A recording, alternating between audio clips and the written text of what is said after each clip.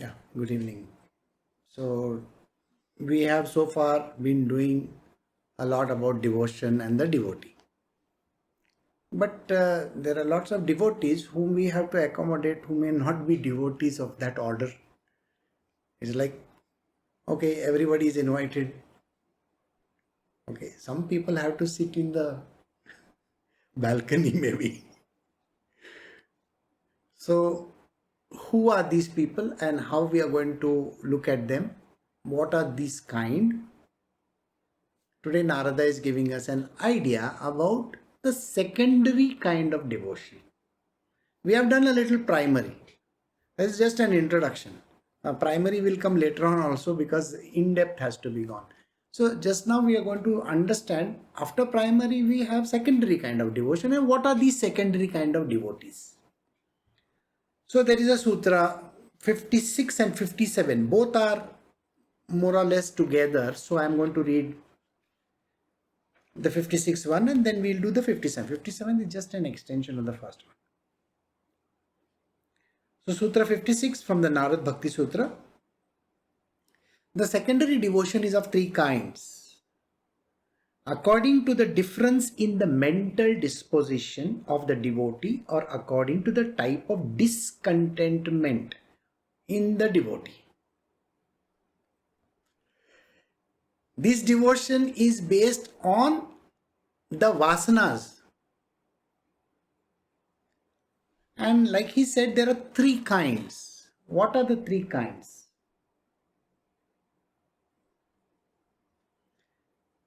The three kinds are defined by means of the three gunas, that is sattva, rajas and tamas. Now everybody looks at God from a different perspective. Should we eliminate them or should we also allow them to come? So that, remember, yesterday we were discussing that a person gradually rises, and if your devotion is higher up, you may get a better womb. And maybe what happens is you can be born in a good family where your parents, your grandparents are very great devotees of God. And once you have that in your family, the passage is opened up for you to reach the highest devotional level. That was discussed yesterday. Now, today's case is more on the lines of what do we do about the people, those who are further up the path. Now, these people are always attracted towards something.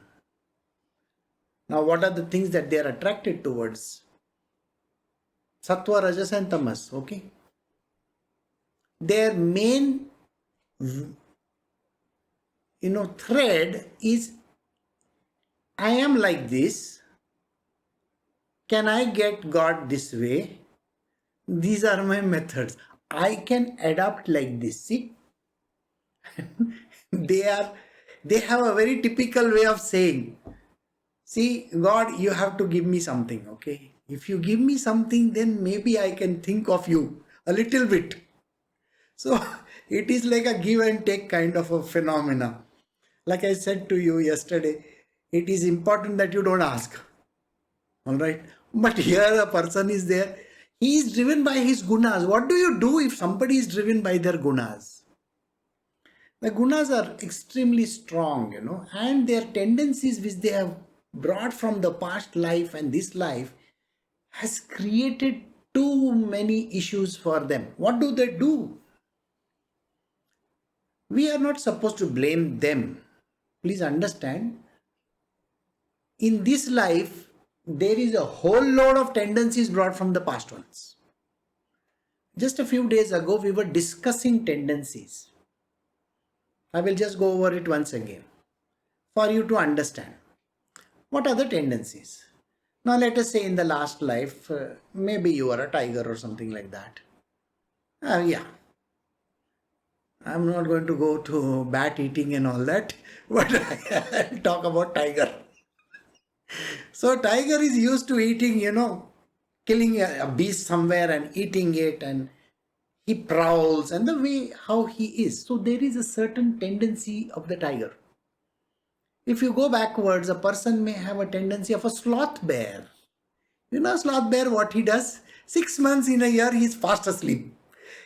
He goes inside, closes the entire thing, and says, okay, I'm going to sleep. Okay, I've eaten so much for 6 months. I am going to go to sleep.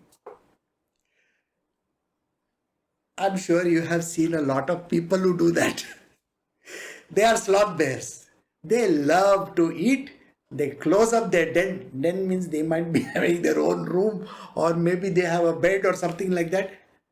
They'll just lie down on that. Okay, now I'm sleeping. Okay. The next time I wake up, I will be hungry. They are always talking that way. I will be hungry, so I'll wake up. So that is a tendency. Can you remove it out? It's difficult. Driven by tendencies, a man becomes exactly like that. This is laziness. Then there are things which happen in our material world where a person keeps on lying. Now in the past life he must have been a liar. So for him to lie every second moment, it's an okay thing. How are you? Okay. Where you can look at his face and say, no, he's not okay. Doesn't look okay from any angle. But yet, I'm fine. How are things with you? Everything is going fine. Nothing is going well, but yet he has the tendency of saying lies constantly. Then there are some people who are attracted towards the others, and they are always going to show that tendency. Now these are called tendencies. They are certain kinds of things which are there in the, maybe in their blood, we can say that it's there in the blood, and it happens. So they bring it from the past life. This life also they meet a lot of tendencies. They meet in the sense, now the child is going to a school, and everybody is used to a particular lifestyle, maybe a college. You meet friends who are into drugs. You may meet people who drink. Now that gets ingrained in that person in this life. Maybe in the previous one he doesn't have. So these are tendencies, and a person is defined by the tendencies in the material world. So when you take a combination of this, you will find that the tendencies actually make you in one of those categories: sattva, rajas, and tamas. I said about the bear, isn't it? He sleeps. I don't have to tell you that he comes from the tamasic guna. It's literally written on his face. I am tamasic in nature. I love to eat and sleep. That is written and that is understood. Now think, what exactly would he say if he meets God? Now I'm not saying the bear is meeting God. I'm telling you, the man who was the bear in the previous life is now going to be on the path of devotion. And what is he going to ask? He's going to say, God, you see, first I need a stomach full, okay? I need a good meal. Then I just need a little rest. And you see, if you are calling me all the way to Sri Sailam, can I get some good taxi or something like that? I just want to come properly, I don't like to go by bus and all that. Oh, is that so? So he has got a list of how things are to be attempted in life. And he is very clear about it. So he says, after that, maybe I'll find some time to come to the temple. Okay. Mallikarjuna's temple is over there. So maybe I'll come and I'll see you. But please, just see to it that there is no rush. Okay. because I don't like people just pushing me around. Oh, you've got a list of things to for Mallikarjun. You can't do this and you can't do that. Then only I will come. This guy is purely tamasic in nature. He doesn't want to move. He doesn't even say, that, okay, I'll take a little bit of a pain. And how does he want to understand God? His way of understanding God is, I need something from you, okay? And when you give me, then I am going to be a little satisfied. So if you give me that, then I will be fine. So there are three kinds of these devotees. There are three kinds. They are called Artha, Jigyasu, and Artharthi. Okay, these are three kinds. You don't have to buy out anything. This is not there in that book. So, but just for understanding. So the third one is the Artharthi. He says, I need this from you. And if you give me, then I am going to be pleased with you, God. Then I will come and then I will meet you. Now we move to the next one. This person, he has got a clarity about achievements. I read all your books. Every book, I know it. I go to the temple very regularly. If you ask me, you see, I met the Jangams. I always praise them. I give them money. I'm going to describe this. Who are these people? Okay, later on. Just now I'm just introducing the subject to you for knowing later on what it is all about. Jangams are these saints, they keep on moving. They are said to be the avatars of Shiva. Sort of. You see, I sit near them and I ask them things, and if they say that I have to give them some money, I give them, I'm capable. Oh, you are the one who buys things, is it? Very good, very good. So, this is that egoistic kind of an arrogant person who believes that he can throw money and do things. When you meet such kind of people, what do? Now their devotion, I am paying for the highest, the rack, 10,000 rupees I paid. I get darshan in 10 minutes. And I get the Mahaprasad also.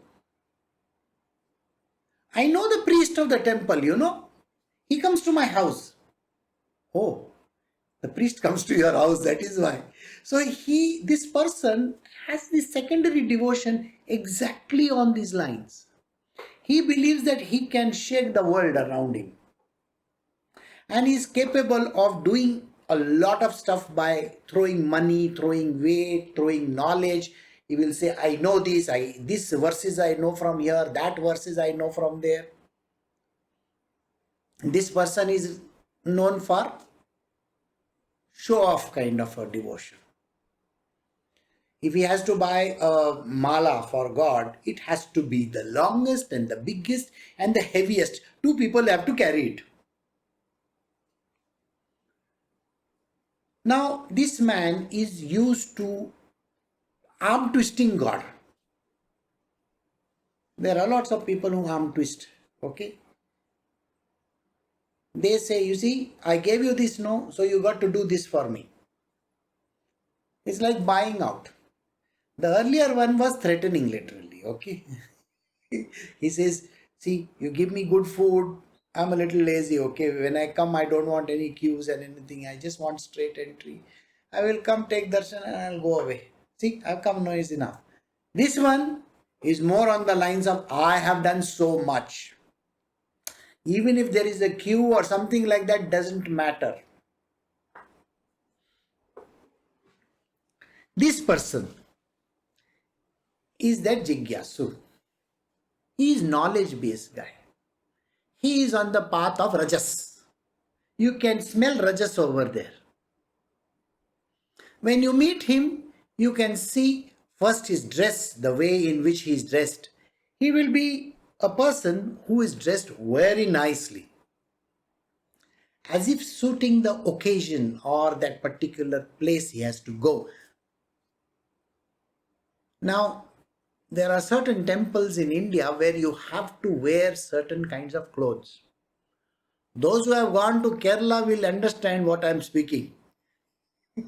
If you don't have that mundu, whatever that is there down, and the top has to be completely, nothing there on top. If you go dressed like this, you are getting entry and you can't carry anything. I had to go and ask, can I carry my purse? The purse is allowed.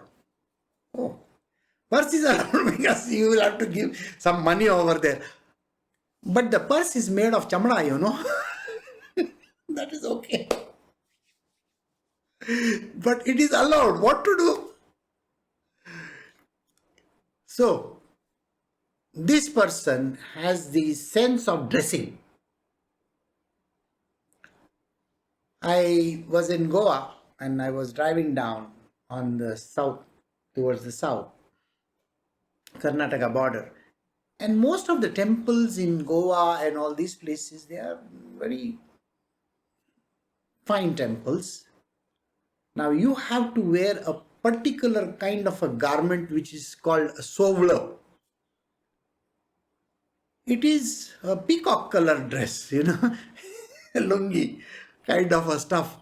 You can go and Google sovla, you will understand. It's a different kind of a, and you can't enter even the precincts of that place if you are dressed in jeans and t-shirt and all those things. They will make you stand outside. You are very far away from God. 25, 30 feet away. Yes, you can stand over there and see God if you want. Yeah, if you wear a sovla, at least you will be 5 feet away. You got what I'm saying, no? 5 feet away means a lot of influence. So these people, they love doing that. And very arrogant. They believe that they come from a particular caste and they have to be honored that way.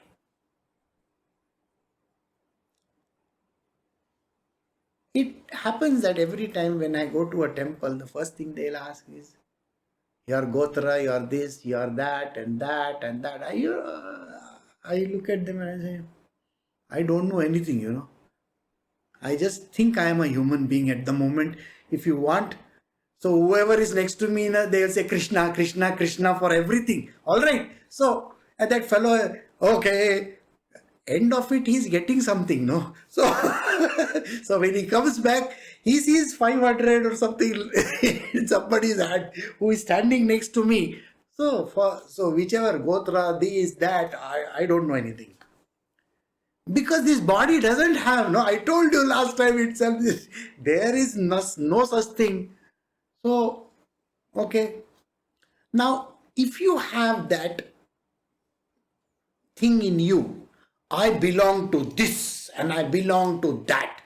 Please understand, you are the devotee who is coming from the Rajoguna. Alright? And you are the Jigyasu. Because you want to flaunt. I am from this. I do this.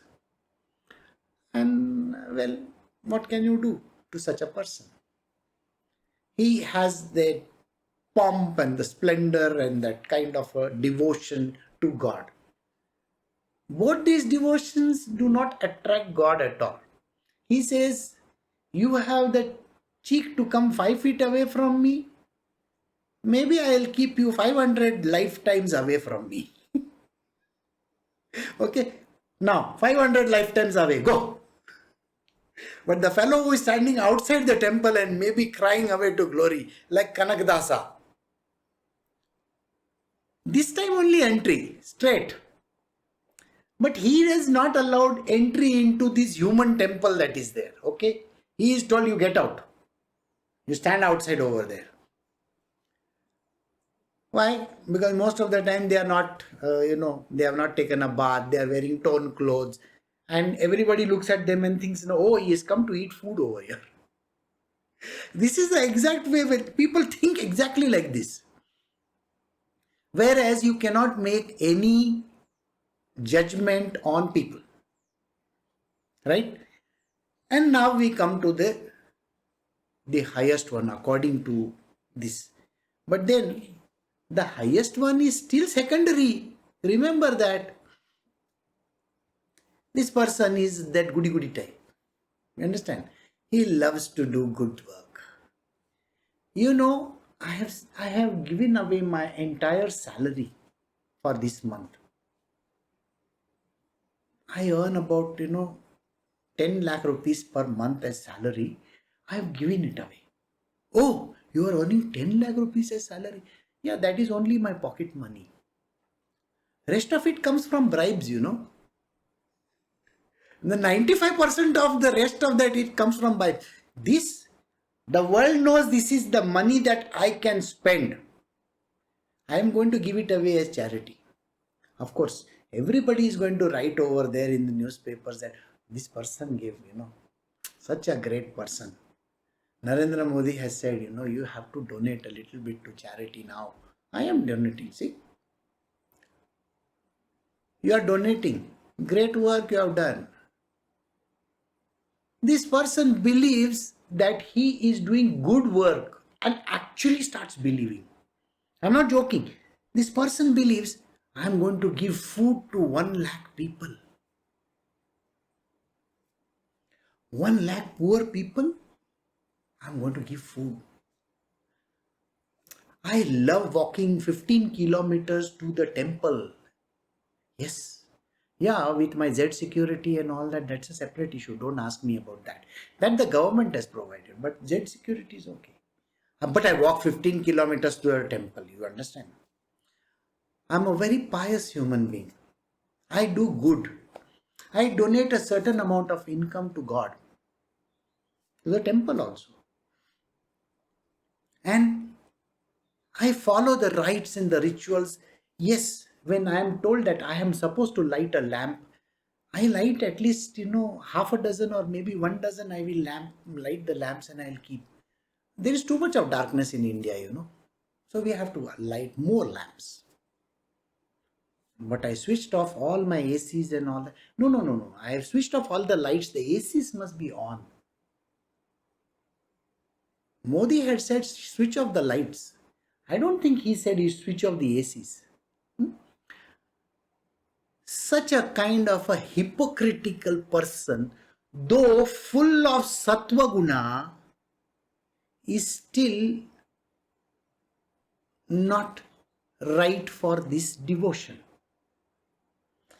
Now we are coming to a next category. In this sattva guna also there are a number of categories. Let me tell you. I don't want to describe all of them, but let me tell you something. The sattvic guna person could be a rich person also. Not that he needs to be poor. So just now I told you story of all the rich people. Now let me tell you about the poor people. The poor person says, I do my upvas. I do Ram Navami. Now recently Ram Navami went. I did Ram Navami also. I do Dashmi also. I do Ekadashi also. Is that so? Of course, yes. Every Monday I do upvas for this God. Every Thursday Sai Baba upvas is there. Every Saturday I do for Hanumanji. I don't think Sai Baba ever said do upvas for me. On the contrary, Sai Baba said, Adi Potoba Mag Vithoba. Means first you fill up your stomach and then you come to me. Otherwise, you won't get God. Okay, Adi Potoba. Pot means stomach. Alright.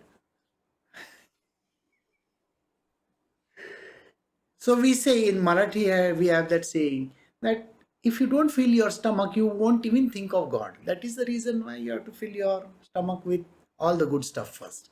And then you can visit God. That is a saying. So this person may be poor, may not have money, may stand in queue to get darshan, and does a lot of stuff. He does a lot of upas and this and that and follows religious traditions very regularly. Okay, even if there is no sunrise happening, He goes by the almanac, almanac. Hmm? And he goes by the almanac, the Suryodaya has happened at 6:05. 5:65, I did my Surya Namaskara. There is no Tulsi over there, that pot of Tulsi. But don't worry, I poured water. I was in my toilet, I poured water over there. Just thinking of Tulsi. He will wear clothes which are suitable for that occasion, which is but very simple. One dhoti, some kind of a very simple. He will have a janevu also if he is a Brahmin. He does all the things which are prescribed in the Vedas the way it has to be done. And yet, it doesn't work because it is still secondary form of devotion. It is not primary. Every time, even the person from Sattva Guna or the Rajaguna or the Tamoguna. Tamoguna, I don't have to tell you. Rajas, egocentric person, you can't blame him. You may think that the Sattvic person is also qualified. No way, no way. He is what is called as the Artha. He is not qualified at all. Why?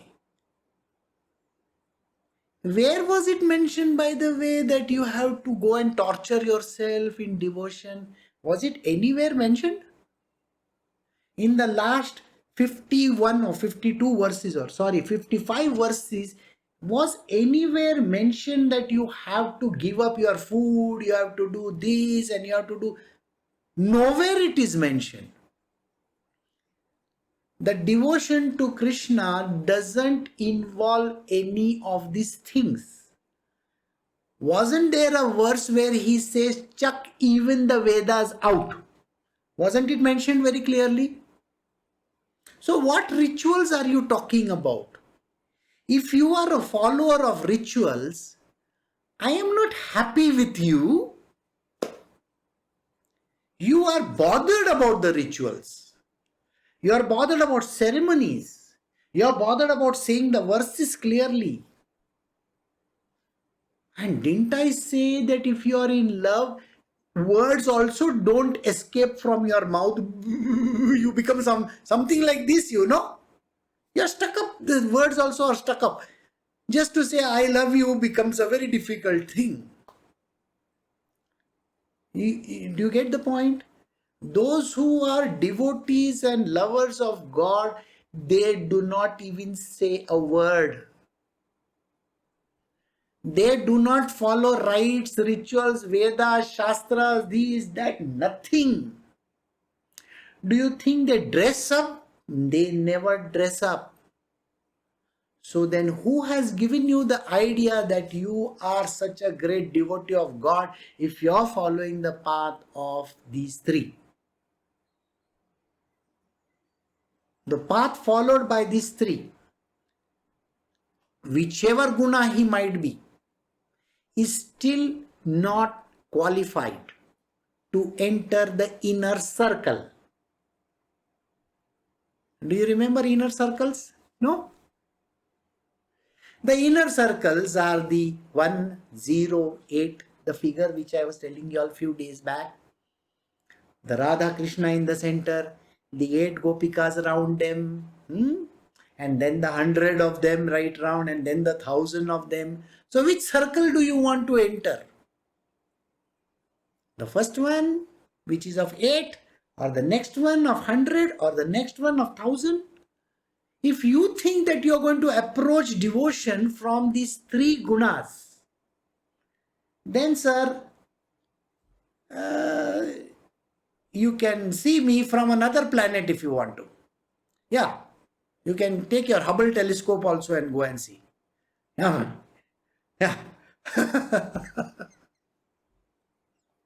So you are not even on that planet. So those who follow this path of devotion, which is called the secondary path of devotion, are not qualified. So the next verse says, that is Sutra 57 says, then each preceding one becomes nobler. That is greater. How does it become greater? The person who is in the tamoguna will think, I am not supposed to become, lazy and all that. I have to at least beat that guy, first I have to become smart, I have to make some money, and then I can visit all these temples. Good. So he wants to become a Rajasic person. The Rajasic person says, look at this guy, other fellow. He's so cool, He donates to charity, walks 15 kilometers. I pay 10,000 rupees and I take straight entry. Yeah, it's like the going to Taj, to see Taj. You get those vehicles which are, what do you call them? Eco-friendly vehicles with batteries and all that. I am very particular about that. Whereas this guy, he walks 15 kilometers. Oh my God. Not alone. He's got a beautiful daughter-in-law, son, and some chamchas and some Z security.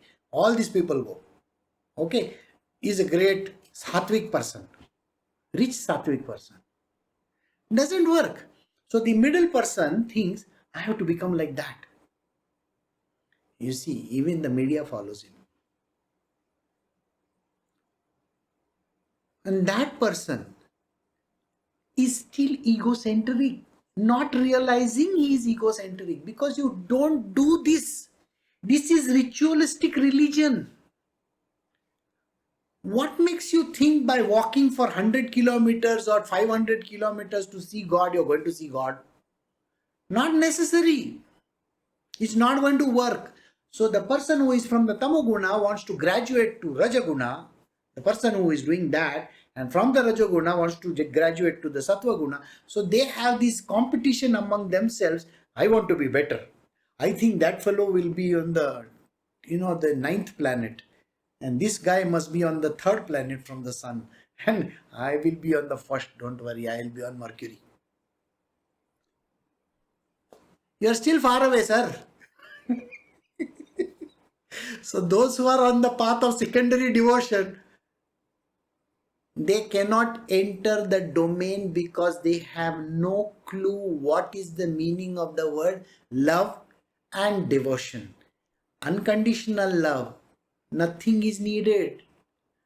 No bribery. No bribery at all.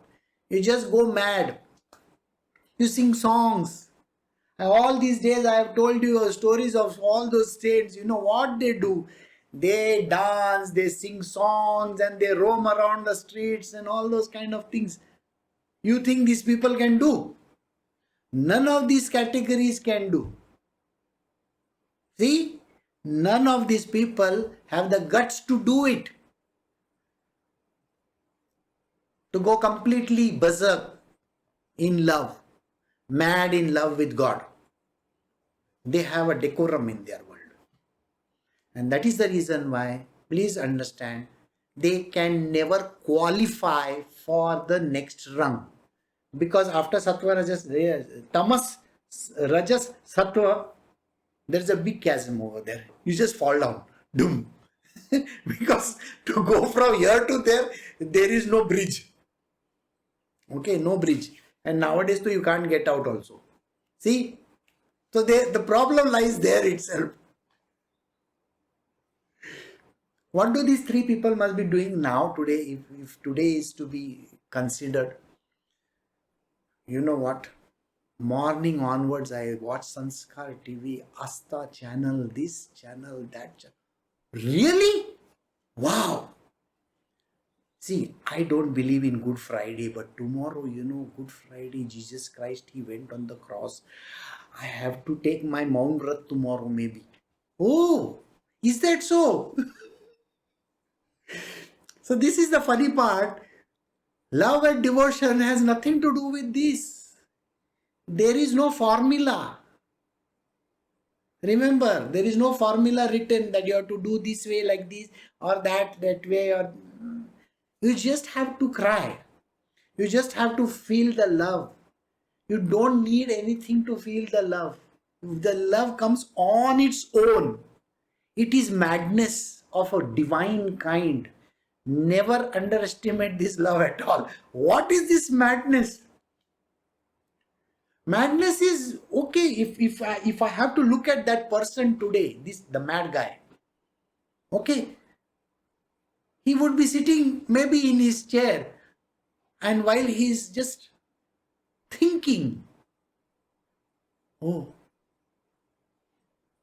I wish I was there in Vrindavan just now. Not for coronavirus, okay? I just want to be there. I just want to feel that. He is sitting somewhere else. He's thinking about, I have to do this. I should write a poem. Huh? In Karnataka, in Maharashtra, they called it Abhangas and all that. Abhangas. There. In Karnataka, you know what they are called? All these poems and all that they write, these mad guys. They are called Vachanas. And they keep on singing them as if crazy fellows. Absolutely. So Karnataka has completely a different set of people, and Maharashtra has a different set of people. In the north, there are different set of people. Everybody's love and devotion can be in a different category. Narsi Mehta, I told you about that day. Okay. Narsi Mehta's, one of the funny stories I know about is, you see, he was staying very far away from the palace, hundreds of kilometers away, I think. And there was a drought in his region. And he was supposed to be in charge of the godowns over there. All the granaries, you keep all the grains and stuff like that. This guy is sitting in the granary and he's singing songs to Krishna. And the whole world is dying outside. I mean, he's also not eaten anything. And then he comes to know that there is so much problem. He just gives the keys to the people. He says, you take the keys, you do what you want. They go and ransack the whole granary. Okay, all the way. They store the grains and all. They go and ransack. People, when you give them this kind of a thing, you don't understand. People go mad. You tell them, no. You have seen that thing on television where they say, no, okay, in 1 minute you go and take whatever you want from the store. And everybody will run towards the fire. I want the TV, I want this, I want that. And they will try to take the costliest of the stuff. Now think about it. There is a drought over there and this granary is open. What do? You go and ransack the whole place. Same thing happened with Tukaram also. Tukaram Maharaj, Maharashtrian saint, from Maharashtra. It's the same thing happened. There was no food anywhere. There was drought in Maharashtra at that time.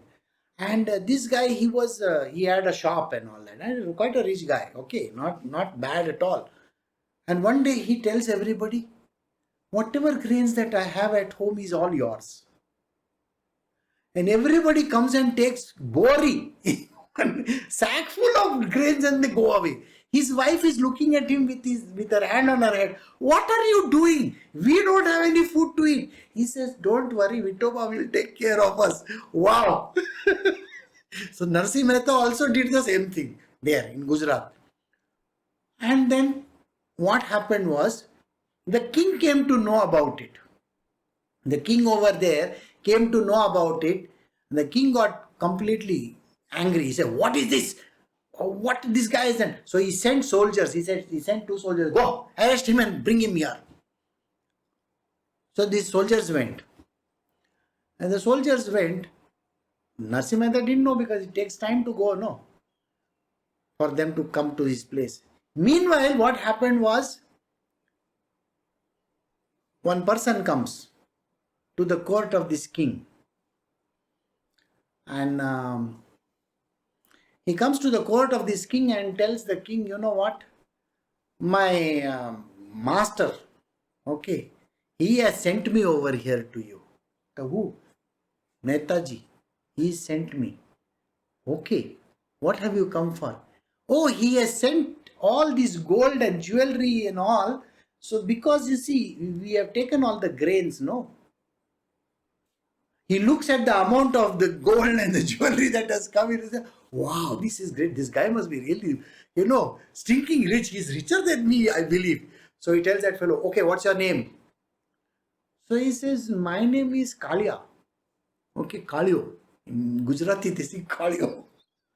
My name is Kalio. Oh, he looks dark only. And then, so the king says, "Oh, even you might be just, messenger, but I think I will give you some, and serves him nicely." So the Kalya says, okay, now I'm going, and he goes away. Meanwhile, the soldiers have reached that first place and they have brought this guy over. Now, they are thinking that this fellow is going to jail any which way. So when he comes, the king is welcoming him. Welcome, sir. I'm so very happy to see you. He says, what happened? Your servant came, and he has brought all this great stuff for me. Look at it. So much of gold. You must be richer than me. He says, what servant?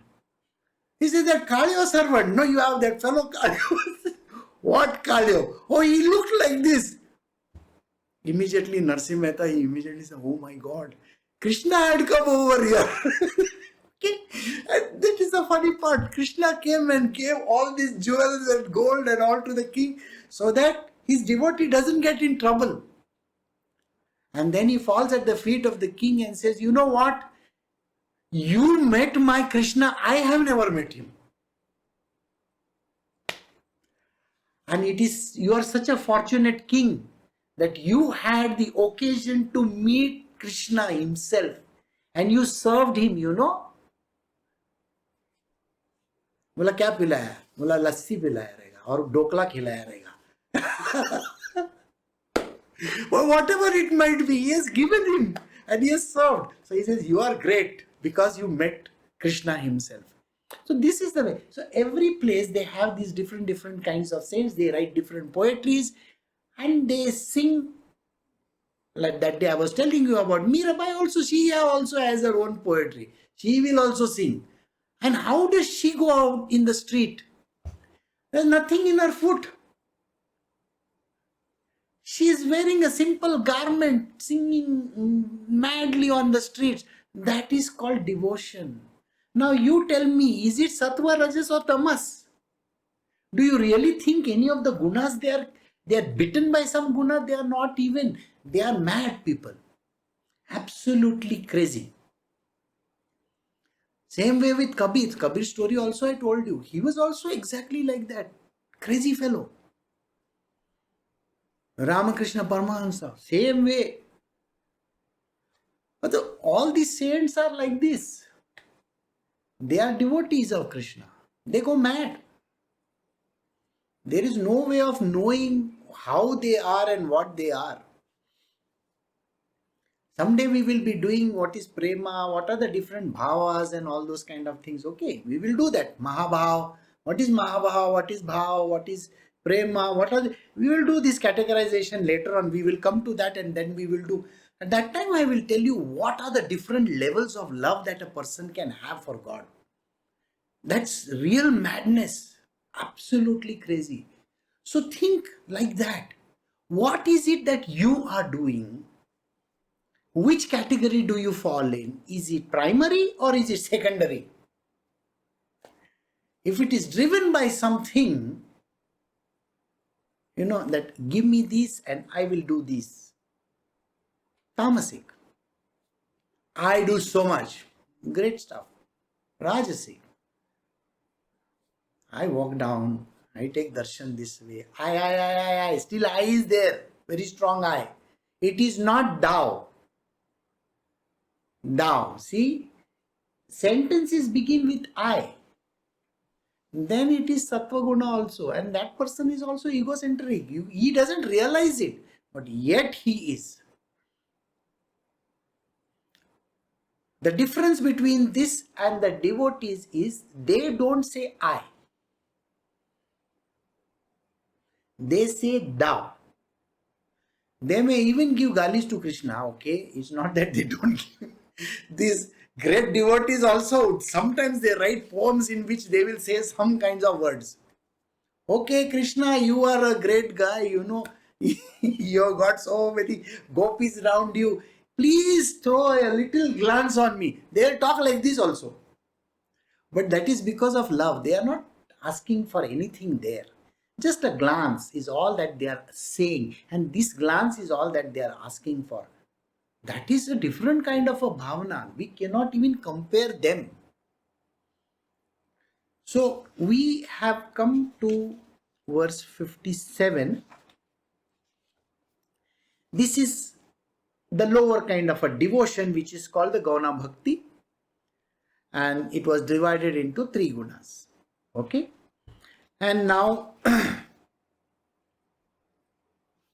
they are also used to listening to stories and Lord's devotion and all that. Okay, so the next one which we will do, and I think we will do it tomorrow, this is practices.